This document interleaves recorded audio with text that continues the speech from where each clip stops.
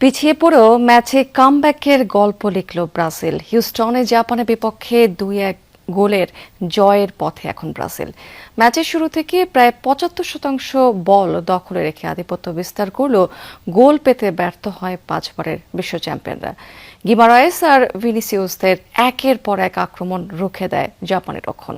উল্টো 29 মিনিটে মাঝমাঠে দানিলোর ভুল পাসের সুযোগ নিয়ে কাসেমিরোকে গতিতে পরাস্ত করে বক্সের বাইরে থেকে নিখুঁত শটে জাপানকে এগিয়ে নেয় সানো। 1 গোল খাওয়ার পর সমতায় ফিরতে মরিয়া ব্রাজিল উল্টো প্রথমার্ধের শেষ দিকে রিৎসু দোয়ানের সাঁড়াশি আক্রমণে বেশ কোণঠাসা হয়ে পড়ে। তবে দ্বিতীয়ার্ধের শুরু থেকে আক্রমণের ধার বাড়ায় ব্রাজিল। দুটো পরিষ্কার সুযোগ পেলেও ভাগ্যের শিকে ছেঁড়া হয়নি আনচেলস্তি শিষ্যদের। অবশেষে 56 মিনিটে গ্যাব্রিয়েল মাগাহালেসের ক্রস থেকে ব্রাজিলকে হেডে সমতায় ফেরান কাসেমিরো। ইনজুরি টাইমের মার্তিনেল্লির গোলে শেষ 16তে উঠল ব্রাজিল।